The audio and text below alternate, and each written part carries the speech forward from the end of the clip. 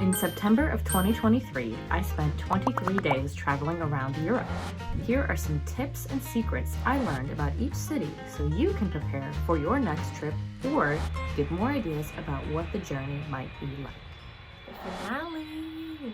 As evident by the title of this video, I lied to you. We're not doing one final city. This video is actually going to be about traveling alone. As you heard in the preamble, I was there for 23 days, and for most of the 23 days, I was alone. Well, that's not true. The ethos of this trip was for me to go alone, and I did travel with my parents and with my aunt and uncle, and I visited my friend in Prague, and I ended this trip alone in Rome. And so, upon reflecting of my entire experience, I've got 4 tips for you if you are someone considering traveling to Europe alone. Not for 23 days, but anywhere from 3 to 10. These are some things you might want to consider. And before we get into that, we're gonna do our bonus clip, because normally at the end of these videos, I do a little bonus, like fun tidbit, but since we're not gonna be doing Rome, you need to have a bonus tip about that. And that is, do not let on that you know any Italian while you are there. When my family went to Rome in the early 2000s, my dad learned some Italian, some other members of our family learned some Italian, but basically when we would ask, like, do you speak English in English originally, they'd say, like, sure, and do their best anywhere in Italy to speak with us and converse and, you know, have a conversation. And me being a fool who studied French my entire life, from the French perspective, I thought, like in France, I should ask, like, parlez en anglais, instead of being like, parlez anglais in French. And so I said, parlez anglais to everyone to ask for, like, some help or to order or to buy a movie ticket while I was there. And they'd go,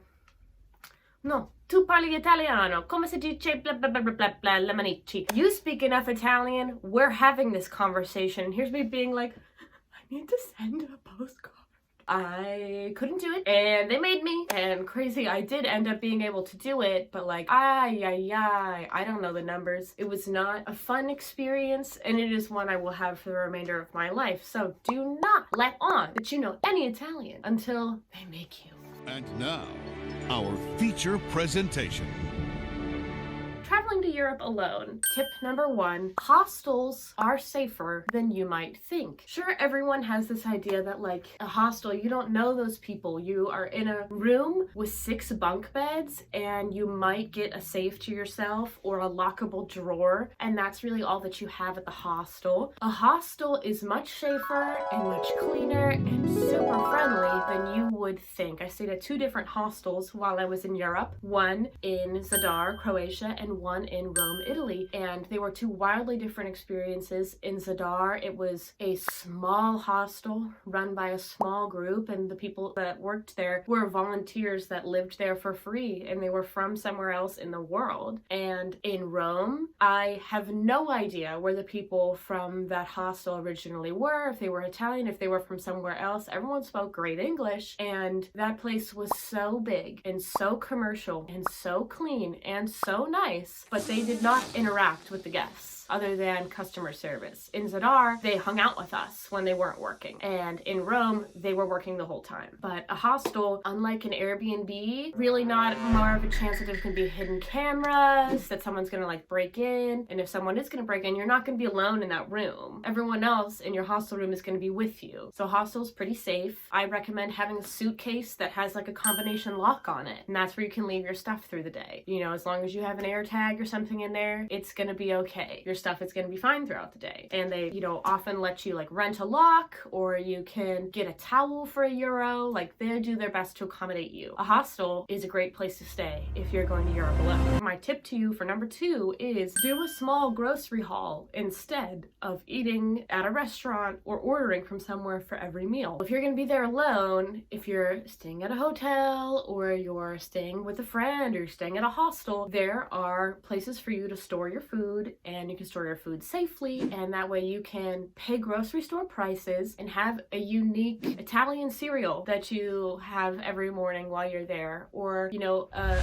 loaf of bread from a local vendor, and, you know, that's going to be at grocery price, instead of paying for a full meal with all of the authentic, like, butters and oils and things. Like, you can still have that amazing local experience by going to a grocery store and seeing their local brands and seeing everything be in their language. you will save so much money, and then you can use that money to go to an experience that like might have been out of budget and just wiping you out for the vacation. So going to the grocery store is a good experience. You get to be a part of that culture and you get to save some cash. If you're traveling alone, get some stuff from the grocery store. If you are going to another location, before you leave, screenshot the directions on how to get to point B. You can, you know, contact your cell phone plan in order to get like a global SIM or whatever, or do whatever you need to do. But while you are at your home base, you know, and you're connected to Wi-Fi, get directions to the cafe or the restaurant or the fountain or the museum and pull up the step-by-step directions and screenshot that. So that way, if you are afraid that you are getting lost on the way there, you know, I did this, I did this, I did this. Oh, we skipped this. And now I don't know where I am, but I know I need to get back to this in order to get here, or I need to just get here. I need to find my way to another map. And when you screenshot it, you don't have to worry about my cell phone carrier is not working and I'm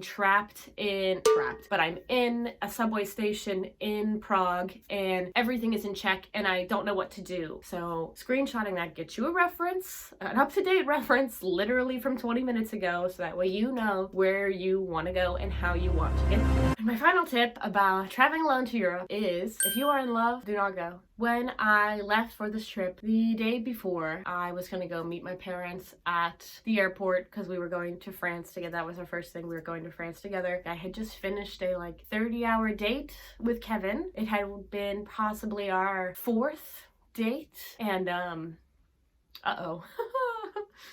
No, I'm not going to cry.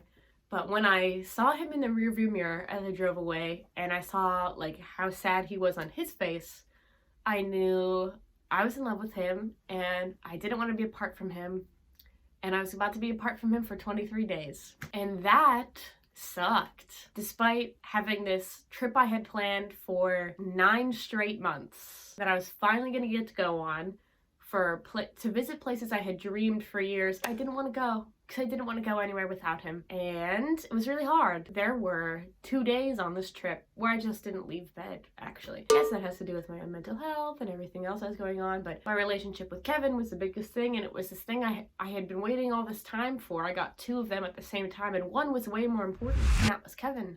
While I was at these hostels, I met a lot of other people who were also traveling alone or with one friend, like I was with Kat when we went to Zadar. And talking to all these people and getting to know them, people who are having these great times and I made these great relationships with and I keep in touch with online, almost all of them were people who are out there looking for something new and something else. And I had that something else at home. I had that someone else at home, as evident by this. Where I record my videos now, this is his office, this is Kevin's chair, this is his piano. Our 2 cats are sleeping on our bed right now. And those other people I met who were going through something, looking for something else, they had great times on this trip. I had a great time alone, and they had great times too. And it helped them connect to others and think about things and talk about things with people they didn't know that maybe they didn't feel comfortable talking about with their friends at home. From some of them I can see they found that thing they're looking for now, and suddenly they're not on these big trips, and I'm happy for them. So I'm saying, if you think you are in love, maybe don't go. If you're wondering, maybe I'm not in love, maybe this isn't right for me, maybe you should go. You know, the best time to buy a plane ticket to go overseas is 2 to 6 months before then, so you have time to submit that PTO request and look into those flights and do what you need to do. And go to that place that you've always thought about going to and stay at a hostel and save some money and experience that thing and see what from your home life you want to keep. Thank you to everyone that watched these. It has been good to finally talk about this trip to Europe. That was a very life-opening, event, and also a very sad trip, which I haven't let on in the other videos. That's because I love Kevin and I miss him. And thank you so much for watching. Like, comment, and share, and subscribe. Bye!